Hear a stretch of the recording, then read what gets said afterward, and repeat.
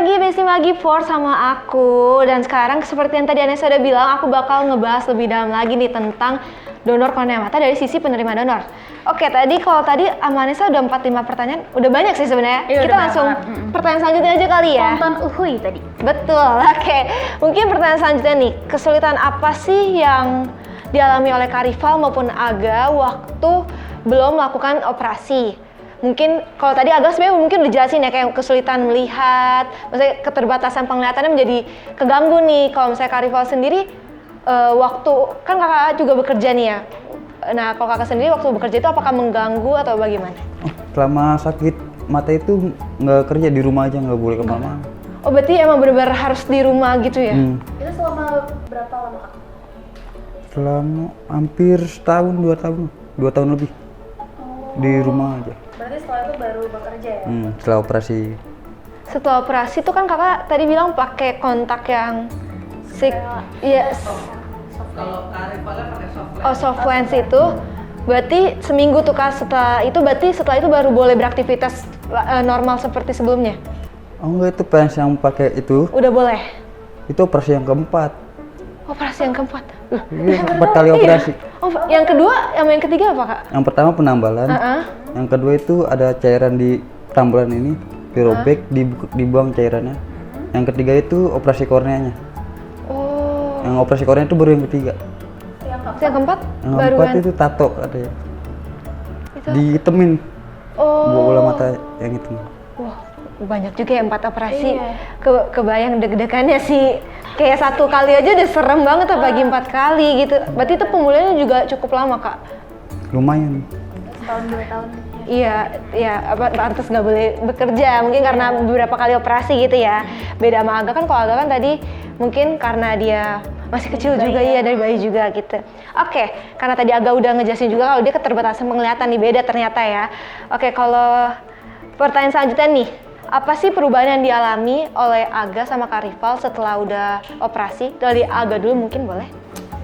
Kayak ngelihatnya lebih kayak jelas bisa ngelihat jauh, terus kayak bisa baca, Bisa gambar, bisa gambar, bisa mewarnai. Ih, keren. Tapi itu kayak pasti jadi kayak rasanya beda banget sih Nes. Karena mungkin dulu sebenarnya keganggu, tapi kayak udah bisa normal tuh pasti berasa banget bedanya sih. Iya. Agak perasaannya gimana Agak waktu udah bisa lihat? Senang ya. Pasti seneng sih. Iya. Karena kan mungkin dari beberapa tahun tuh, 6 tahun tuh, hitungannya 6 tahun baru dua-duanya baru bisa kayak dilihat jelas kan, pasti udah kayak seneng banget pastilah. Kalau Kak Rival sendiri perubahannya apa setelah operasi dan sebelum, maksudnya kayak kan sebelumnya robek tuh yang 4 operasi juga. Nah setelah operasi terakhir tuh Kak, apa perubahannya? Mungkin balik lagi normal atau mungkin sebenarnya juga masih ada gangguannya gitu? Belum, kalau buat normal belum, ini masih pemulihan. Berarti masih kayak burem-burem atau kurang jelas atau gimana Kak? Masih gelap. Masih gelap? Cuma bayang-bayang doang, bayang-bayang hitam. Oh, berarti itu kalau dari dokter sendiri kakak sempet nanya nggak sih kayak berapa lama untuk pemulihannya? Masih dikontrol sih, 2 minggu sekali dikontrol. 2 minggu sekali? Masih. Oh oke sih, berarti mungkin masih pemulihan lah ya, ya kan nggak mungkin cepet juga sih pastinya. Tapi kalau sekarang ini kan kakak sudah bekerja ya, itu ada hambatan nggak sih Kak? Hambatannya paling pandangannya jadi kurang luas. Oh iya. Pandangan sebelah kiri. Oh iya benar ya, benar. Oke, pertanyaan terakhir nih. Kalau misalnya tadi Bu Vina kan jadi pendonor gitu ya. Mungkin keterbatasan pengetahuan kita juga kali ya. Iya. Kita pengen nanya sih sebenarnya kalau udah jadi penerima tuh boleh nggak sih jadi pendonor? Nah, kebetulan dari itu ya. Kebetulan tuh aku sempet tanya sama dokternya Aga kan waktu itu. Aku kan manggilnya Tante Tasya biar Aga tuh nggak terlalu spooky denger dokter atau rumah sakit gitu ya. So aku nanya, Tan, ini kalau misalnya amit-amit ya, kenapa-napa sama Aga suatu saat ya entah dia umur atau memang ada apa gitu, bisa nggak sih Aga dengan kornea yang dia dapet dia dia ngedonorin? Bisa kok gitu. Jadi satu kornea itu bisa untuk beberapa bola mata. Iya.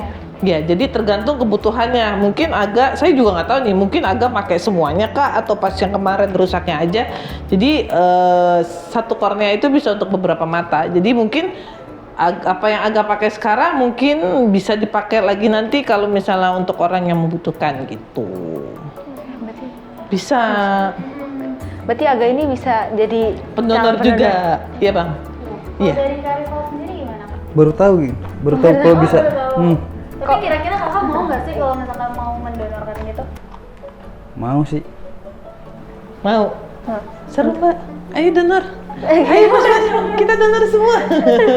Iya sih, mungkin ya karena mereka agama Karifal juga udah merasakan ya dampak baiknya sih Nes. Ya jadi kayak mungkin nggak ada alasan lagi untuk menjadi calon pendonor selanjutnya kan? Iya benar. Oke, sebenarnya itu aja sih pertanyaannya.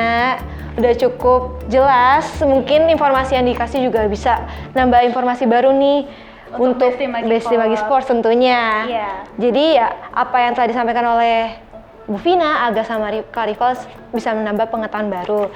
Oke, Besti Magi Sports jangan kemana-mana dulu karena di sini kita bakal balik lagi sama Michelle, Aga sama Bu Vina dan Karifal untuk main games.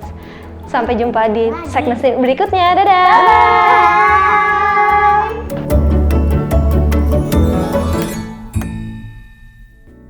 Setuju atau nggak setuju kalau agama itu melarang donor kornea mata?